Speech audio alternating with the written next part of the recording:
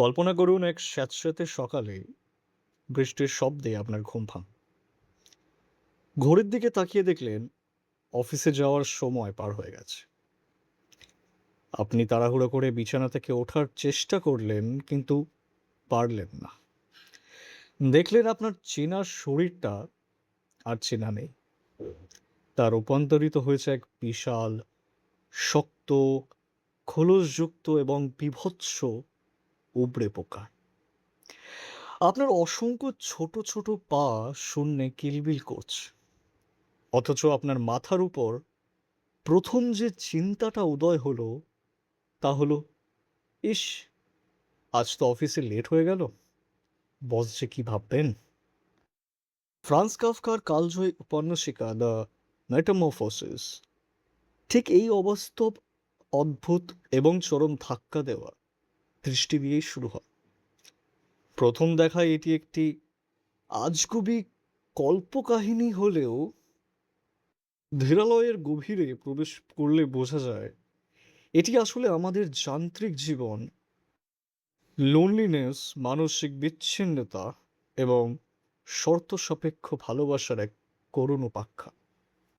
চলুন এই ধীর অথচ অবিচল পতনের গল্পটিকে আজকের দিনের প্রেক্ষাপটে আরও বিস্তৃত ও গভীরভাবে বিশ্লেষণ করা যাক। গল্পের মূল চরিত্রে গ্রেগর সামসা পেশায় একজন ট্রাভেলিং সেলসম্যান। সে তার এই হাড়ভাঙা খাটুরির চাকরিটিকে প্রচণ্ড ঘৃণা করে, কিন্তু পরিবারের বিশাল ঋণ শোধ করার জন্যে সে এক প্রকারের বাধ্য হয়ে যন্ত্রের মতো প্রতিদিন কাজ করেছে। পুরো পরিবারের বাবা, মা এবং ছোট বোন ক্রেটে একমাত্র আর্নিং ব্যক্তি সে। তার পোকায় রূপান্তরিত হওয়ার সকালটিতে যখন সে কাজে যেতে পারল না, তখন স্বয়ং অফিসের ম্যানেজার তাদের বাড়িতে এসে হাজির হলো। বহু কষ্টে দরজা খোলার পর গ্রেগর বীভৎস রূপ দেখে ম্যানেজার ভয়ে পালিয়ে যান। মা জ্ঞান হারান এবং বাবা লাঠি নিয়ে উঠে আসে তার দিকে।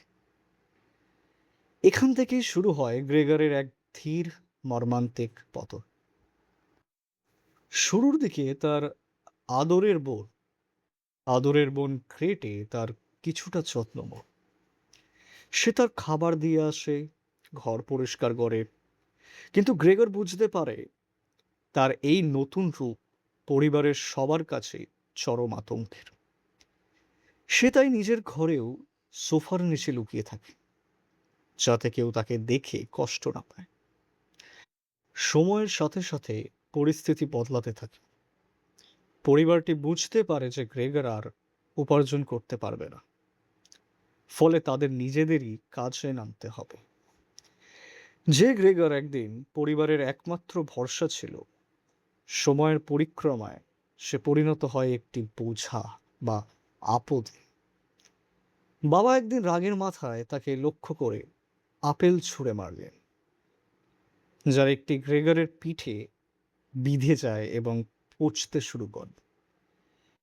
এই ক্ষতর ব্যথা তাকে মৃত্যুর আগ পর্যন্ত বয়ে বেড়াতে হয়।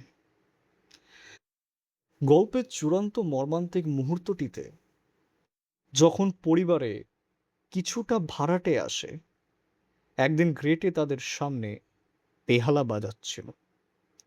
সেই সুরের টানে গ্রেগর নিজের ঘর থেকে বেরিয়ে আসে, কারণ তার বাইরের শরীরটা পোকার হলেও ভেতরের মনটা তখনও মানবিকই ছিল। কিন্তু ভাড়াটেরা তাকে দেখে ফেলে। এরপরেই গ্রেটে, যে একসময় তাকে সবচেয়ে বেশি ভালোবাসতো, সে ঘোষণা করে দেয় যে আমাদের এর হাত থেকে মুক্তি পেতে হবে। এটা আমার ভাই গ্রেগর নয়। সমাজ এবং পরিবার থেকে সম্পূর্ণ প্রত্যাখ্যাত হয়ে গ্রেগর যখন নিজের অন্ধকার ঘরে ফিরে যায় এবং একাকী, অবহেলায় ও অনাহারের নীরবে মৃত্যুর কোলে ঢলে পড়ে, সবচেয়ে বড় ট্র্যাজেডি হলো তার মৃত্যুতে পরিবারটি বিন্দুমাত্র শোকাহত হয় না, বরং তারা এক অদ্ভুত স্বস্তি ও মুক্তির আনন্দ অনুভব করে এবং নতুন ভবিষ্যতের আশায় গ্রেটেকে বিয়ে দেওয়ার স্বপ্ন নিয়ে হাসি মুখে ট্রেনে করে ঘুরতে বের হয়। কাফকার এই গল্পটিকে কেবল একটি আদিভৌতিক ঘটনা এবং ম্যাজিক রিয়েলিজম হিসেবে দেখলে এর প্রতি অবিচার করা হবে। এর প্রতিটি স্বরে লুকিয়ে আছে মানব জীবনের রূঢ় ও নগ্ন সত্য। চলো এক এক করে এগুলো বোঝা যাক। অস্তিত্ববাদের সংকট বা এক্সিস্টেনশিয়াল অ্যাবসার্ডিজম। কাফকা দেখিয়েছেন জীবন কতটা অযৌক্তিক অথবা অ্যাবসার্ড হতে পারে। গ্রেগার পোকায় পরিণত হয়েছে অথচ ভাবছে তার ট্রেনের সময়সূচি নেই। এটি প্রমাণ করে যে আধুনিক মানুষ সিস্টেমের কাছে এতটাই দাসত্ব শিকার হয়েছেন যে নিজের অস্তিত্বের চেয়েও তার কাছে চাকরির নিয়মকানুন বড় হয়ে দাঁড়িয়েছে। এরপর আসছে দেহ ও মনের দ্বন্দ্ব, মাইন্ড বডি ডুয়ালিজম। গ্রেগরের শরীর পোকায় পরিণত হলেও তার মন, স্মৃতি এবং আবেগ মানুষের মতন রয়ে যায়। সে পরিবারের কথা ভেবে কাঁদে, বেহালার সুর শুনে মুগ্ধ হয়, কিন্তু সমাজ কেবল বাইরের উপযোগিতা এবং রূপটাই দেখে, ভেতরের আত্মাকে বোঝার চেষ্টা কেউ করে না। তারপরে আসে শর্তসাপেক্ষ ভালোবাসা এবং উপযোগিতা অথবা ইউটিলিটি। আমরা বিশ্বাস করতে ভালোবাসি যে পরিবারের ভালোবাসা নিঃশর্ত, কিন্তু কাফকা এখানে এক চরম সত্য তুলে ধরেছেন। গ্রেগর যতদিন উপার্জন করেছে ততদিন সে পরিবারের আদরের ছিল। যখন সে তার অর্থনৈতিক উপযোগিতা হারিয়েছে অথবা ইকোনমিক ইউটিলিটি হারিয়েছে, তখন তার মানুষ পরিচয়টাও মুছে গেছে। পিতৃতাত্ত্বিক ক্ষমতার আস্ফালন। গ্রেগরের বাবা শুরুতে দুর্বল ও পরনির্ভরশীল থাকলেও গ্রেগরের পতনের সময়ের সাথে সাথে তিনি আবার ক্ষমতাবান হয়ে ওঠেন। আপেল ছুঁড়ে মারার দৃশ্যটি আসলে কাফকার নিজের বাস্তব জীবনের কর্তৃত্বপরায়ণ বাবার সাথে তার দ্বন্দ্বেরই এক শৈল্পিক বহিঃপ্রকাশ।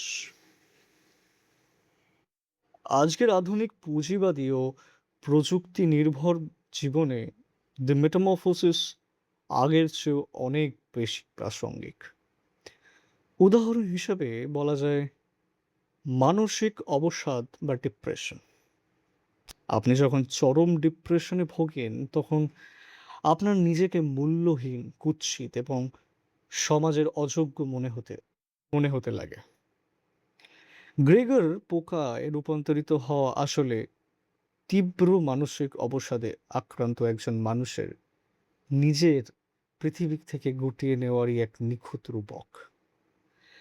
তখন মানুষ নিজেকেই নিজের ঘরে বন্দি করে ফেলে আর চারপাশের মানুষের কাছে সে বোঝা হয়ে উঠে পড়ে ধীরে ধীরে।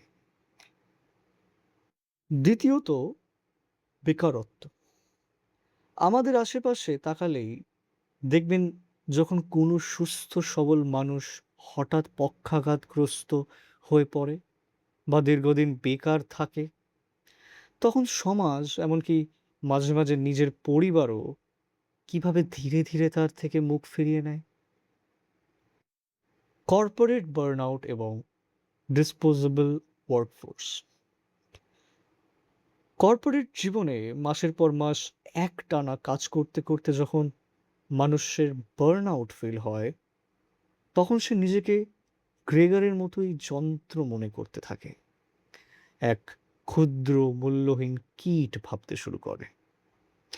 কোম্পানিগুলি কর্মীদের মানুষ হিসাবে দেখে না, বরং রিসোর্স হিসাবে দেখে। আপনি কাজ করতে না পারলে সেই মুহূর্তে আপনাকে ছুঁড়ে ফেলে নতুন কাউকে আসার জায়গা করে দেয়। যদি একদম সহজ ভাষায় পুরো উপন্যাসের জিস্টটা বুঝে নিতে হয়, তবে তা হলো আধুনিক পৃথিবীতে মানুষের নিজস্ব সত্তার কোনো মূল্য নেই। তার মূল্য কেবলই তার উৎপাদনশীলতা এবং তার উপর থাকা মানুষের নির্ভরশীলতা। কাফকা আমাদের চোখে আঙুল দিয়ে দেখিয়েছেন যে আপনি ততক্ষণই সবার প্রিয় যতক্ষণ আপনি অন্যের কাজে আসছেন। আপনার আবেগ, আপনার ত্যাগ, আপনার ভেতরের মানবিকতার কোনো দাম নেই যদি আপনি এই যান্ত্রিক সিস্টেমের জন্যে উৎপাদনশীল না হন। দ্য মেটামরফোসিস কেবল একটি পোকার গল্প নয়, এটি আপনার, আমার এবং আমাদের চারপাশের সেই সব অসংখ্য মানুষের গল্প যারা প্রতিদিনের ইঁদুর দৌড়ে নিজেদের মানবিকতাটুকু হারিয়ে ফেলেছে, নীরবে এক নিঃসঙ্গ পতনের দিকে এগিয়ে যাচ্ছে। এই দমবন্ধ করা আখ্যান আমাদের বাধ্য করে আয়নার সামনে দাঁড়াতে এবং প্রশ্ন করতে, আমরা কি সত্যি মানুষ হিসাবে বেঁচে আছি, নাকি কেবল একটি রুটিনের তাস হয়ে অনেক আগেই পোকায় পরিণত হয়েছি। ধন্যবাদ।